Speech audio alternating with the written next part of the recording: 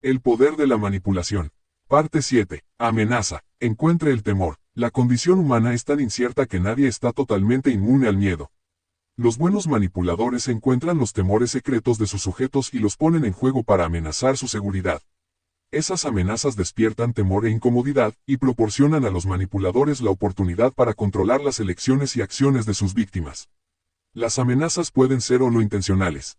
Las amenazas intencionales son aquellas que el manipulador elabora conscientemente para controlar a su manipulado. Cuando Jack interrumpió repetidamente a Jane mientras ella estaba tratando de dar un informe en una junta de personal, ella lo miró a los ojos y, con frío humorismo, le dijo: «Si me interrumpe una vez más, voy a arrojarle esta jarra de agua». Con atinado tono de broma, Jane hizo hincapié en su opinión sin tener que atacar. La amenaza intencional es más eficaz cuando se elige cuidadosamente y es apropiada para la ocasión. Aunque Jane y Jack eran enemigos, la fría andanada de Jane mantuvo quietas las tensiones. Habría sido un error por parte de Jane permitir que su resentimiento acumulado explotara en forma de alguna escena histérica. Todo lo que deseaba por el momento era la atención de su público. Su controlada respuesta fue la clave de su éxito. Jane usó su amenaza para lograr un propósito específico, mayor eficacia para presentar su informe, no para desquitar su cólera sobre un antiguo contrincante. Veamos una ocasión en que una amenaza intencional puede ser simple, pero grave. Después de enviar un artículo a una revista científica, Ben averiguó que un antiguo enemigo de sus tiempos escolares era el editor de la revista, y que había decidido revisar él mismo el artículo. Puesto que la revista era la de más prestigio en su campo, Ben no deseaba retirar su artículo y enviarlo a otra editorial. ¿Qué podía hacer para asegurarse de que su artículo fuera aceptado? Buscando una amenaza apropiada, Ben revisó el pasado del editor. Cualquier conducta poco ética o vergonzosa de sus tiempos de graduado habría sido en extremo útil. Una alusión a ello en su próxima carta habría asustado al editor y lo habría hecho publicar el artículo de Ben. Infortunadamente, Ben no pudo recordar nada que valiera la pena de convertirlo en una amenaza intencional. Luego investigó la presente situación del editor. No conocía a nadie en la junta directiva de un periódico ni en el consejo directivo. Ben leyó ejemplares atrasados de la revista con la esperanza de encontrar algún grave error en su política editorial que pudiera amenazar con revelar. Pero el trabajo editorial de ese hombre parecía impecable. Entonces comenzó a pensar cuáles serían las ambiciones que podría albergar el editor. Si Ben pudiera amenazarlo con retrasar su progreso profesional en alguna forma, tendría una amenaza intencional digna de ponerse en práctica. Al hablar con personas de todo el país acerca del editor, se enteró de que éste había solicitado una beca de la National Science Foundation para el año próximo. Un antiguo compañero de cuarto de los días universitarios de Ben estaba ahora en la junta de revisión de solicitudes de la NSF. Había encontrado su amenaza intencional. Ben corrigió algunas notas de pie de página en una copia Xerox de su artículo y se la envió al editor, junto con una nota amistosa pidiéndole que hiciera los cambios. En una corta postdata, Ben añadió: «Me he enterado por mi viejo amigo Sam Steuben, quien está ahora en el consejo de becas, de que está usted solicitando una beca de la NSF. Le deseo mucha suerte con esa solicitud». En el lenguaje velado de la amenaza intencional, esta postdata era todo lo que Ben necesitaba para que su artículo apareciera en un buen lugar en el próximo ejemplar de la revista. Si el artículo de Ben hubiera sido terriblemente malo, el editor habría tenido que decidir si la amenaza de publicar un mal artículo pesaba más que la amenaza de perder una beca de la NSF. Pero el artículo era bastante bueno. Ben logró únicamente lo que había merecido desde el principio, que lo leyeran con toda honradez. En el toma y daca de la vida profesional, las amenazas se usan frecuentemente para contrarrestar antiguos antagonismos que juegan un papel injusto, pero decisivo, en las decisiones de negocios. Ben nunca habló realmente con su amigo de la junta de la NSF. Es muy probable que su amigo no se habría sentido influido por las palabras de Ben sobre el editor, y que los otros miembros del comité no habrían seguido la recomendación del amigo de Ben. Pero el editor tenía que sopesar esas probabilidades contra la de perder una beca que deseaba. Aquí la amenaza intencional obtuvo para Ben lo que deseaba, y no le costó nada al editor. A veces usted tendrá que desarrollar una amenaza intencional durante largo tiempo, sosteniéndola con sus pensamientos y su esfuerzo. Las técnicas que aprenderá en este capítulo le ayudarán a construir sistemas de amenaza más complejos. Las amenazas no intencionales son las generadas por la situación misma. Pueden existir desde antes que cualquiera se dé cuenta de ellas. Supongamos que uno de sus colegas no sabe cómo sostener una charla superficial, no tiene facilidad para relacionarse con los demás, y está cohibido, excepto cuando trabaja en el tablero de dibujo. Si usted lo trata en la misma forma que a todos los demás, con tranquilidad y soltura, su torpe colega empezará a difamarlo calladamente. La gente comenzará a evitarlo, y sus relaciones de trabajo se volverán tensas y forzadas. A menos que neutralice la amenaza no intencional, el señor Torpe hará lo posible para que usted se sienta tan desdichado e inseguro como usted lo hace sentirse. Para algunas personas desadaptadas y desdichadas, la presencia de ciertos compañeros de trabajo es una grave ofensa. En una oficina, una de estas criaturas llegó a trabajar cierto día con una pistola y les disparó a 2 de los gerentes. Los ejecutivos heridos dijeron que no conocían ninguna razón para el ataque. Deberían haber sabido que su crimen fue vivir en presencia de una persona inadaptada. El psiquiatra que examinó al atacante descubrió que se había sentido amenazado durante varios años por estos 2 colaboradores que tenían tanto éxito, y había aliviado su tensión en la única forma que conocía, destruyendo la causa de su tensión. El problema con las amenazas no intencionales es que deben preverse para poder controlarse. Una vez que se reconocen, pueden ser cambiadas del terreno no intencional al terreno intencional, y luego usadas con discreción. El ejemplo del empistolado psicótico indica cuál es el principal criadero de amenazas no intencionales, las diferencias personales. En una cultura tan variada como la de Estados Unidos, donde personas de tantas procedencias y niveles sociales trabajan hombro con hombro, es de esperarse que surjan esas diferencias. Solo teniendo un ojo avisor a las disimilitudes de clase, de región o étnicas, podemos librarnos de los peligros potenciales de las amenazas no intencionales, ya sea que desempeñemos el papel de amenazadores o de víctimas. En la respuesta esperada es donde pueden surgir las amenazas no intencionales. Suponga que termina una conversación con la frase usual de despedida: "Hasta luego, nos vemos". Si su interlocutor sale sin responder su despedida, usted puede sentirse amenazado por la falta de naturalidad de su respuesta. Por otro lado, su interlocutor puede estar acostumbrado a no decir nada al final de una conversación y encontrar falsa y algo amenazante su despedida tradicional. Ambos estilos están muy extendidos en los negocios de los Estados Unidos. Hasta que se reconozca lo que realmente son, diferencias regionales superficiales pueden convertirse en amenazas no intencionales. La gente está condicionada a esperar ciertas respuestas de los demás. Para no resultar amenazante, usted tiene que permanecer tan neutral como sea posible hasta que se dé cuenta de los terrenos en que las diferencias probablemente tomen un tono amenazante. En las juntas, los almuerzos, junto al bebedero, en lugares donde se maneja dinero o donde se discuten finanzas. En dichos momentos usted debe estar atento a los signos sutiles de tensión, pequeños cambios en las expresiones faciales o en los ademanes. Luego analice la situación para ver si las diferencias en la respuesta esperada están interfiriendo con la comunicación ininterrumpida y creando una amenaza no intencional. Cuando usted sabe en qué consisten esas diferencias, puede transferirlas a su lista intencional y usarlas cuando sea necesario para su propio provecho. Posteriormente en este capítulo usted encontrará más ejemplos de amenazas intencionales o no intencionales. Cada uno de ellos debe ponerlo sobre aviso acerca de otros posibles puntos problemáticos. Hasta que se entrene en reconocer las amenazas potenciales, será vulnerable a los demás y no tendrá éxito para controlar su propia manipulación por medio de la amenaza. Invasión de territorios. El libro de Conrad Lorenz, On Aggression, Estudio sobre la agresión, demuestra la importancia de los territorios naturales. Ciertos terrenos físicos no pueden ser invadidos sin alterar seriamente la relación entre el invasor y el dueño. Los manipuladores pueden aplicar estas observaciones a su ambiente de la oficina. A veces usted deseará amenazar con invadir un territorio para despertar los instintos protectores de sus ocupantes. Otras veces deseará entrar tranquilamente en el territorio. En ocasiones deseará evitarlo por completo. He aquí un ejemplo común de invasión territorial. Usted advierte que cada vez que va al estante de papelería para surtirse por sí mismo de este material, por varios días la secretaria se muestra molesta y poco dispuesta a colaborar. Usted le pregunta qué sucede y ella responde: "Oh, nada". Y lo que dice es cierto, porque no sabe qué es lo que le sucede. Pero usted comienza a notar que los demás le piden a ella sus suministros de papelería.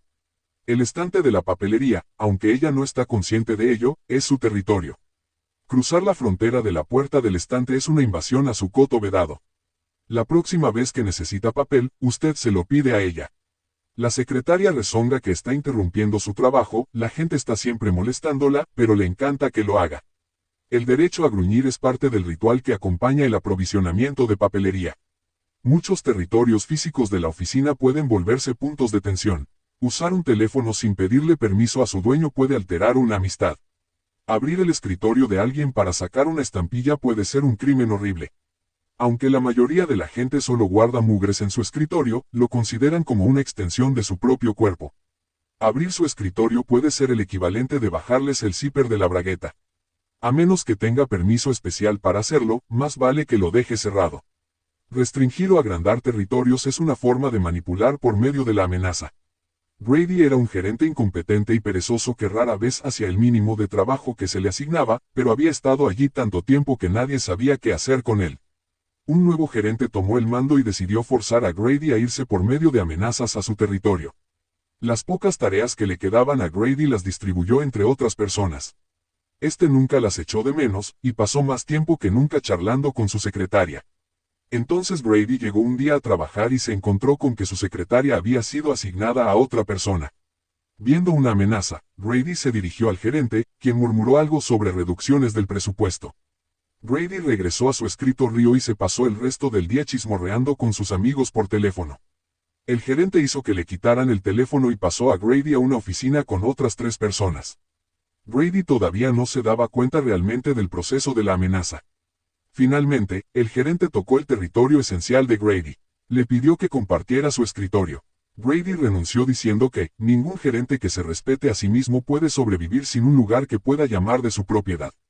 Por lo general, uno puede saber cuando está a punto de pisar una propiedad privada. Cuando solicita usar un teléfono y el dueño vacila, aunque sea levemente, diga, oh, no importa. Iré a la oficina de afuera. Cualquier contracción, vacilación, parpadeo, o tensión de los hombros o de los dedos debe indicarle que dé un paso atrás. A veces el dueño que se siente amenazado dará un paso atrás o mirará de un lado a otro como un animal acorralado. Estas señales de peligro sugieren que usted está penetrando a un territorio que no le pertenece.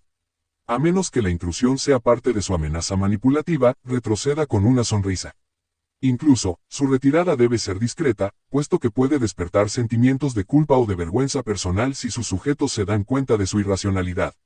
Cuando su éxito dependa de establecer la dominación, entre enérgicamente al territorio ocupado con una exhibición de poder lo bastante fuerte como para sofocar cualquier resistencia. Además, cuando tenga que cometer un acto de agresión, asegúrese de terminarlo. No lance una ofensiva y luego retroceda. Eso es peor que no comenzar en lo absoluto. Para llegar a dominar, usted debe acechar a su presa con lentitud y seguridad. Las personas débiles se encogen cuando uno se sienta en la orilla de su escritorio. No va a gustarles, pero usted está estableciendo una dominación necesaria. Puede invadir aún más su esfera personal poniéndoles la mano en el hombro, acercándose más de lo que desearían, o indicando su control en otras formas físicas. Generalmente le cederán su territorio y se someterán a su manipulación. Una vez que ha establecido su dominio, sus víctimas reaccionarán como niños malhumorados, que gritan por los malos tratos. Después que se ha sentado con los pies apoyados en la orilla del escritorio y con la mano descansando descuidadamente en su teléfono, aceptarán su control con alivio. Usted se ha encargado de guiarlos, y están libres de esa responsabilidad mientras usted ande por allí. Cuando esa acción sea necesaria para su propósito, realícela con firmeza. Sin embargo, nunca use la agresión física para satisfacer sus propias necesidades de poder. No se logra nada alimentando odio y resentimiento. Un héroe conquistador es el favorito de todos, un tirano mezquino no es amigo de nadie. Cuando el territorio no es físico sino psicológico, siga el mismo proceso. Pregunte sobre la familia de alguien, su salud, ingreso, edad, rango o antigüedad. Entonces observe cuál de las preguntas invade terrenos psicológicos privados. A menos que sus propósitos requieran que cruce los límites, vuélvase atrás. Usted puede invadir territorios psicológicos con amenazas escritas u orales. La invasión verbal es sencilla y eficaz. Cuando alguien comienza una frase, usted la termina. La frase es su territorio. Desde su creación siente por ella el afecto que los futuros padres sienten por su hijo. Le duele que se la corten antes de tiempo. Invada lo suficiente y haga callar a su víctima totalmente, o por lo menos controle su sistema reproductivo verbal. No siempre tiene que interrumpir directamente. En una junta, por ejemplo, cuando alguien está tratando de comunicar algo significativo, usted puede murmurar algo, toser, o moverse por el cuarto. Cualquier distracción es una amenaza al territorio de la persona y un gesto de invasión. Las reglas comunes de gentileza en el comportamiento no se aplican a la invasión territorial. La gente agresiva puede controlar las juntas de comité hablando sin esperar a que se les conceda la palabra. Entonces, aquellos cuyos buenos modales les impiden desobedecer al director de la junta no entran al torneo verbal a tiempo para participar de él. La invasión verbal debe ser apropiada para la ocasión, no alguna regla abstracta de cortesía. Cuando la agresividad verbal no es conveniente, puede atacar por medio de la palabra escrita. Asegúrese de que puede encontrar una falla en un argumento de su víctima, lo cual resulta fácil cuando ya ha alterado emocionalmente a su sujeto, y entonces pase con una invasión escrita que llame la atención hacia el hecho de que usted ha asumido la dirección. Un memorando corto y persuasivo, con copias a los superiores apropiados, acalla los gruñidos de los territorios que está invadiendo. Recuerde, lo que usted se propone es ganar, no destruir por completo. Una invasión territorial escrita es generalmente más enérgica y durable que una verbal. Cuando usted ha hecho una intrusión oral rápida, puede retroceder y reparar la infracción conversando amablemente más tarde. Una intrusión verbal en una junta de comité puede ser suavizada pidiendo disculpas en la próxima junta. Por lo general, retirarse públicamente de un territorio ocupado es suficiente para restaurar la paz. Sin embargo, la palabra escrita es permanente, puede leerse una y otra vez. Es un constante recordatorio para la persona cuyo territorio privado ha sido violado. Después que su víctima ha leído su insulto una docena de veces, usted ya no podrá erradicar la impresión grabada en su cerebro. Si lo que usted busca es el odio y la mala voluntad, la invasión escrita es la manera más rápida y eficaz de lograrlo. Cuando se comunica por escrito, usted no puede estudiar la reacción inmediata ante su invasión, como cuando habla directamente. En consecuencia, puede que vaya demasiado lejos sin tener oportunidad de saber hasta qué profundidad ha penetrado. Generalmente, es oportuno usar la invasión territorial escrita solo después de haber intentado sin éxito la forma verbal. Uno de los territorios psicológicos más sensibles es el pasado de una persona. Invadir este terreno sin ser invitado es despertar toda clase de conductas protectoras. Si usted sabe lo que está haciendo, puede obtener control, ya sea mostrando respeto por los recuerdos amados o haciéndolos y usándolos para su provecho. Suponga que sabe que una persona está secretamente avergonzada de la escuela en la que se graduó. Si usted desea congraciarse con ella, ponga en claro que, aunque su educación es superior, eso no tiene importancia, que usted conoce personas maravillosas que se graduaron en el Instituto Beatitud. Mencione alguna escuela ligeramente inferior a la de ella y así pronto están ambos libres de amenaza, mofándose de algún otro. Por otro lado, si lo que desea es dominar, esgrima como un látigo la situación educacional poco ventajosa. Y no tiene que ser precisamente una escuela inferior. Por medio de una agresión adecuada, usted puede hacer que los exalumnos de la escuela más exclusiva se avergüencen del ambiente pretencioso en que crecieron. Con un fuerte impulso invasor, usted puede hacerlos sonrojarse cada vez que mencione al Club Harvard. En la peor de sus formas, una invasión al pasado de alguien se aproxima al chantaje. Usted descubre un punto sensible en el territorio, una hermana drogadicta, un padre delincuente, y alude a ello discretamente cuando desea ejercer presión manipulativa. El rostro de cada persona lleva las sombras de algún recuerdo desagradable. Busque esas sombras y téngalas disponibles para el momento en que desee proyectarlas en un territorio disputado para esconder sus avances manipulativos. Haga el papel de profeta. Las predicciones amenazantes, advertencias del mal agüero sobre el futuro, son una forma particularmente virulenta de despertar el temor. En una organización competitiva su presencia puede sugerir que usted estará en el lugar que algún otro desea para el año próximo o el mes entrante, en cuanto al puesto o al favor de los superiores. Debe tratar de ver qué puestos esperan ocupar las personas que lo rodean, para que pueda predecir sus actitudes y respuestas. Todos queremos ser profetas. Puesto que usted está buscando el dominio, debe ser el profeta más confiado y exacto de los alrededores. En esa forma controlará el futuro dándole forma en sus propios términos y para lograr su propósito, porque una vez que se predice un suceso es más probable que éste ocurra. Cualquier cambio precedido en el status quo, positivo o negativo, puede ser una amenaza eficaz. Los políticos tienen habilidad para hacer profecías negativas. Presentan gráficas analizando las tendencias pasadas, para vaticinar que ocurrirá un desastre, a menos que se aprueba cierta legislación. A menos que el gobierno federal cubra las deudas de la ciudad de Nueva York, resultará un caos económico para toda la nación, al menos eso es lo que vaticinan los profetas metropolitanos. A la industria también le agrada profetizar desastres para proteger sus intereses. Las tarifas de protección, los subsidios gubernamentales, las exenciones de impuestos, y otras innumerables ventajas, son solicitadas para que la economía no se desplome dentro de los próximos 10 años. Cualquier amenaza de alteración del status quo hace que la gente se estremezca. Nadie quiere pasar de una cómoda posición al caos. Supongamos que se planea una reorganización en una oficina. Es probable que alguien se quede sin empleo. Supongamos que usted va a cambiar de lugar los muebles. Alguien va a quedarse sin una ventana. Ningún terreno de actividad es demasiado pequeño o demasiado grande para ser usado para la manipulación predictiva. El futuro, debido a su incertidumbre, es una amenaza constante. Los cambios de precios, de gerencia, de costumbres de los compradores, de las actitudes sociales, cualquiera de estos puede invocarse como una prueba de que lo que usted recomienda salvará a la gente del desastre que sus contrincantes están tratando de producir. El futurismo es una palabra importante en la planeación industrial. Los rusos le ganarán si no lo hace, el ambiente le ganará si usted no lo hace, la sobrepoblación le ganará si usted no lo hace. Abundan las amenazas cósmicas que puede usar el manipulador astuto. ¿Y por qué no? A menos que usted le señale a la gente la dirección apropiada por medio de amenazas, los demás usarán los mismos instrumentos contra usted para sus propios propósitos destructivos. Uno elabora las amenazas proféticas en la misma forma que las otras amenazas, averiguando cuáles son los principales temores de sus sujetos y dando forma a sus profecías de acuerdo con estos temores. Si su profecía está dirigida hacia toda la organización, puede que usted desee comunicarla por escrito. Como sucede con todas las amenazas escritas, debe tener cuidado, porque está dejando un testimonio permanente. En el terreno de la profecía especialmente, sus palabras escritas pueden volverse en contra suya. La mayoría de las veces es preferible limitarse a amenazas verbalmente. Luego, cuando llegue el futuro y alguien le señale que su profecía falló, todo lo que tiene que hacer es decir, oh, no. Usted no nos entendió entonces. La gente nunca entiende, ha sucedido exactamente lo que yo predije. Recuérdeles a la princesa troyana Casandra, que estaba condenada a decir la verdad sin que nadie la entendiera. Usted y Casandra tienen mucho en común. Nadie entiende lo que usted dice hasta que es demasiado tarde para hacer algo al respecto.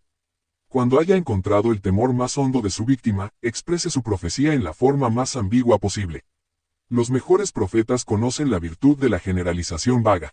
Juegue con el temor general de un colapso económico, guerra global o mercados que disminuyen, dando la impresión de terribles consecuencias sin ser exacto o específico. Luego escoja el momento en que su sujeto está más abatido, en las últimas horas de la tarde, quizá cuando esté tomando su café y escuchando solo a medias, y hágalo despertar con su espantosa predicción. Usted puede ver que está atrapado si se endereza repentinamente y pregunta, ¿qué es lo que dijo? Sus ojos estarán nublados de temor y le pedirá más detalles lúgubres. Escatímele esos detalles. Pase a otro tópico como si no reconociera su angustia. Varios días más tarde él volverá a tratar el asunto de la profecía. Para entonces usted ya tendrá algo más que añadir a su amenaza futura, y puede mantener a su víctima en estado de sitio por miedo durante todo el tiempo que se necesite. La amenaza profética se usa comúnmente en la política. Puede usted oírla prácticamente en cualquier noticiero sobre las investigaciones o audiencias de Washington. Estudiando estos ejemplos tan obvios usted puede aprender a elaborar un enfoque más sutil que le servirá mucho mejor que las ociosas profecías de los políticos. Pase al campo físico. Como la amenaza territorial, la amenaza física puede ser intencional o no intencional. Tomemos como ejemplo la estatura. Rara vez nos damos cuenta de que nuestra presencia puede ser una amenaza para los de estatura muy alta o muy escasa. Las personas chaparras algunas veces tratan de compensarlo comentando sobre la diferencia. Suponen, y con razón, que si lo expresan abiertamente pueden controlarlo. Mencionar su estatura delante de otras personas les da una ventaja, y hace que la gente de estatura normal se sienta torpe físicamente. La implicación es que la gente de estatura normal son culpables de discriminar a los de estatura anormal. Para convertirse en el atacante, usted inicia la intimidación física. La estatura, el peso, la calvicie, el mal cutis, la barba, cualquier característica física puede servir de base para sus amenazas. Usted no tiene que atacar con toda su fuerza. Puede sacar de su equilibrio psíquico a un hombre calvo simplemente pasándose la mano por su pelo largo y sedoso mientras habla con él. Puede hacer que un hombre sin barba se sienta desnudo cuando usted se acaricia la barba meditativamente. Estas artimañas desconciertan a la gente y le dan a usted una ventaja momentánea. Los ademanes y los comentarios sobre la apariencia no tienen que ser derogativos. Un cumplido puede lograr el mismo propósito. La gente que se ha esmerado a vestirse se pondrá cohibida si usted le alaba algo en lo que no se han fijado. Supongamos, por ejemplo, que una mujer trae un bolso, zapatos y vestido que hacen juego perfectamente, pero su cinturón no coordina. Entonces usted alaba su cinturón. La timidez respecto a las diferencias sexuales también puede ser explotada. Las mujeres pueden intimidar a los hombres volviéndose repentinamente ultrafemeninas, o asumiendo un papel masculino. Una mujer puede dominar a un grupo de hombres diciéndoles un chiste subido de color. Esta técnica de invertir los papeles de los sexos amenaza a los hombres y les da una ventaja a las mujeres. Cada vez que pienso en las situaciones amenazantes entre hombres y mujeres, me acuerdo de Barbara Jane, una mujer robusta y desaliñada de unos 30 años de edad. Era representante de ventas de productos eléctricos. En una convención de mayoristas, compuesta casi totalmente de hombres, ella hizo una demostración de la superioridad de un aparato eléctrico para hacer palomitas de maíz, comparándolo con el antiguo método de calentarlas en una sartén. En esa ocasión ella llevaba puestos unos pantalones sumamente entallados y un suéter más entallado aún. Cuando comenzó a mostrar cómo se 146 práctica de la MANIPULACION. Tenía que sacudir la sartén de las palomitas en la forma primitiva, se puso a oscilar como una bailarina a go-go. Ella bajó los ojos, vaciló, y luego prosiguió agitando valientemente sus palomitas con vigoroso abandono. Los 75 mayoristas que la contemplaban se ruborizaron y cambiaron de postura. Barbara Jane apretó los dientes y siguió luchando hasta llegar a su conclusión. Así pueden ustedes ver que nuestro modelo eléctrico lo hace con más suavidad y facilidad. Después de que Barbara Jane terminó de escribir los pedidos, oí a los hombres comentar. La pobre mujer, ¿han visto ustedes algún espectáculo como ese? Se les partía el alma por lo cómico y lo vergonzoso de la situación de Barbara Jane. Pero todos le hicieron grandes pedidos porque había trabajado muy duro para hacerle justicia a su producto.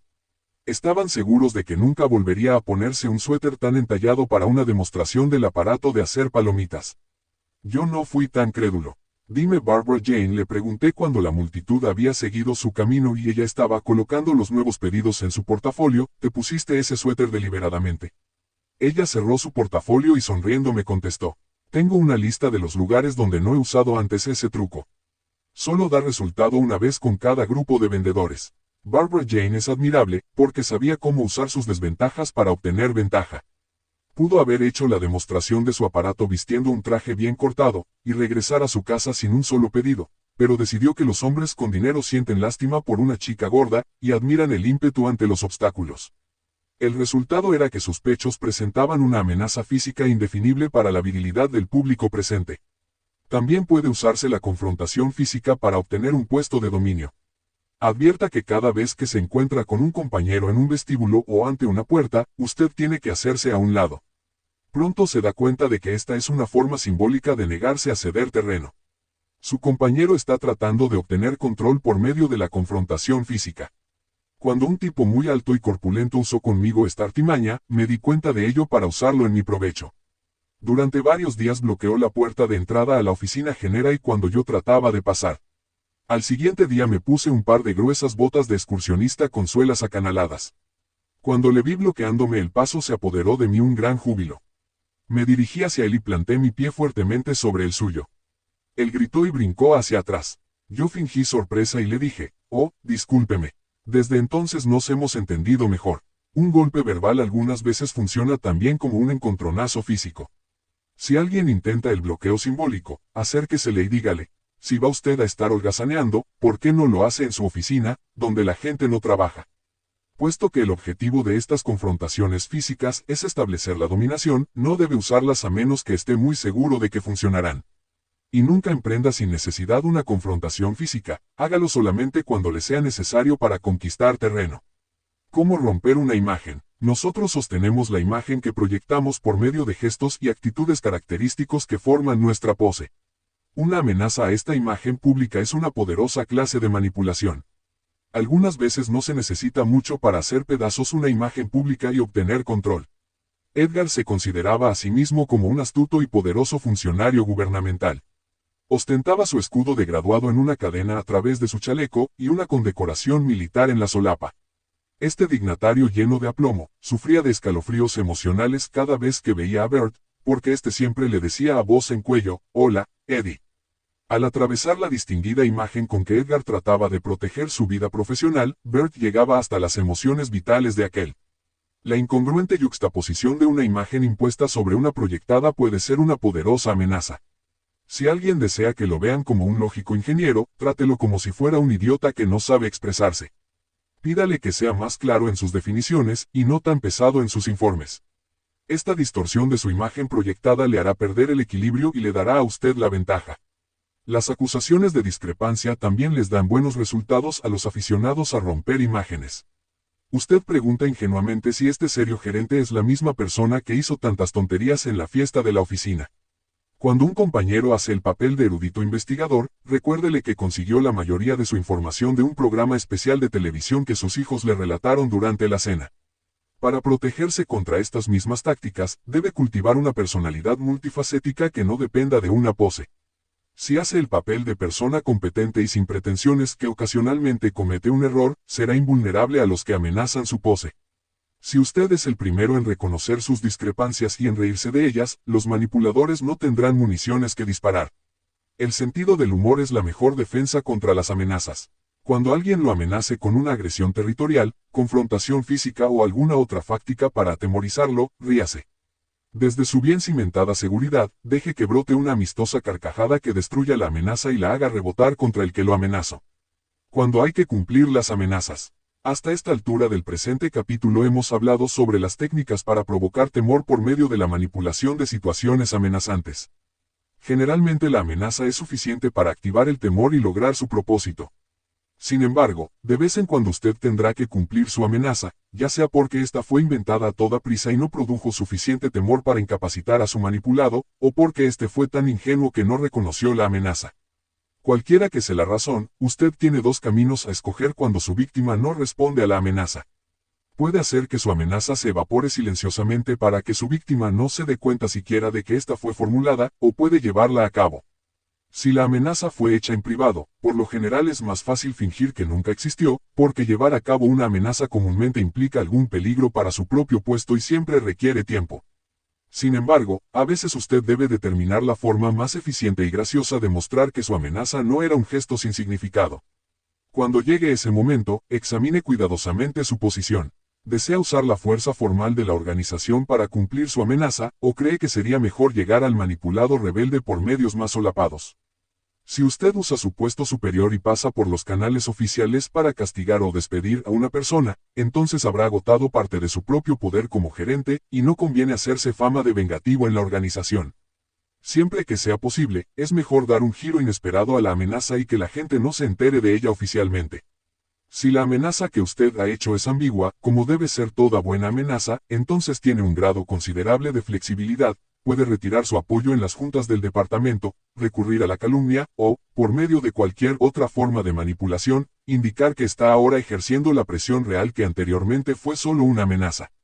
Willy el observador. Willy, que ahora se ríe al recordar la forma en que subió a su puesto actual como funcionario de alto rango en el gobierno, usó varias clases de amenazas durante su trayectoria ascendente. Jones, ¿cree usted que la amenaza puede ser útil para manipular a la gente? Willy, una de las mejores. Cuando yo era joven, vi que la mayoría de la gente con la que trabajaba tenía miedo de algo: autoridad, desgracia, fracaso financiero. Cualquiera que fuera, les daba escalofríos. Así es que empecé a mencionarlas. Observaba a las gentes que me perseguían, y los veía encogerse por algo. Entonces sabía dónde había que escarbar. Yo tenía palabras amenazadoras para todos aquellos con los que trabajaba. Si la gente se salía de la línea trazada, yo hacía girar la conversación alrededor de las palabras que los hacían encogerse. Jones, ¿recuerda usted algún ejemplo? Willy, por supuesto. Había un tipo que era un verdadero bribón. Nadie podía llevarse bien con él. Era de lo más rudo. Una vez lo escuché hablando por teléfono con su esposa, y lo que oía era completamente diferente. Todo era, cielo, y, mi vida. Entonces yo no sabía por qué, pero me di cuenta de que le tenía miedo. Poco a poco empecé a experimentar. Usé historias para ajustar mi puntería sobre su temor. Le relaté la historia de un esposo que le era infiel a su esposa. Aquel tipo tan rudo se puso pálido. Juraría que lo hizo. Nunca había obtenido una reacción tan pronunciada. Después de eso, no tuve ningún otro problema con él. Le insinué que había comprendido, y él estuvo siempre agradecido conmigo por entender su debilidad. Mire, él no podía dejar de corretear a otras mujeres y su esposa lo sabía. Así tuve tanto control sobre ese hombre como si me hubiera sido infiel a mí. Jones, y una amenaza como esa no hace que la gente lo odie. Usted dice que ese hombre está agradecido, pero yo diría que nunca querrá volver a verlo. Willy, yo no estoy en los negocios para que me amen, pero sucede que la gente a la que amenazo no me odia. La mayoría de ellos me tienen miedo, pero eso es diferente. Saben que tienen que cuidarse de mí, y me respetan. El ser un meloso hipócrita no le acarrea a uno más que una patada. Yo tengo control sobre ellos, y a la gente le agradan los que tienen control sobre ella. Además, yo nunca amenazo a menos que tenga que hacerlo. Solo un tonto amenazaría sin una buena razón. Soy moderado, no ejerzo presión como para romper un brazo, solo lo suficiente para salirme con la mía. Jones, ¿ha tenido usted alguna vez que amenazar directamente? Quiero decir, hablando o por escrito. Willy, seguro. Cuando alguien me presiona, cojo el teléfono y le hago insinuaciones de los posibles horrores que le aguardan. Uno no llega a ningún lado en los negocios haciendo peticiones. Hay que amenazar con algo que realmente les inspire miedo. Generalmente todo lo que tengo que hacer es decir que voy a enviar una carta a una autoridad superior, a menos que consiga de inmediato lo que quiero. La mayoría de la gente le tiene miedo a sus superiores, así es que les digo que voy a llevar el asunto 1 o 2 escalones más arriba. Ellos no quieren hacer olas, así es que hacen concesiones antes de que yo tenga que escribir algo. Y generalmente lo que yo quería en primer lugar eran esas concesiones. Jones, así que usted no cree que usar amenazas es jugar sucio. Willy, diablos, no. Así es como funciona el sistema. Uno pone la presión para que se hagan las cosas. Cualquiera que le diga otra cosa debería estar en la iglesia, no en el gobierno. Jones, ¿ha sido usted amenazado alguna vez? Willy, muchas veces. La única protección es amenazar más fuerte. Y eso es lo que hago. Llego un paso más lejos que todos los de aquí, porque de todos modos, a decir verdad, no me importa un comino. Jones, esa puede ser la mejor manera de ganar, que no le importe a uno ganar. Willy, no me interprete mal. Me importa mucho ganar. Lo que no me importa es lo que cualquier otro pueda hacer para lastimarme. Me han lastimado tanto que he llegado a ser inmune a las amenazas. Nadie puede hacerme algo peor de lo que me han hecho ya. Así es que camino a través de la plaga seguro de sobrevivir. Jones, lo ha hecho muy bien hasta ahora. Y con la forma en que usa las amenazas, probablemente seguirá sobreviviendo y teniendo éxito. Así lo espero.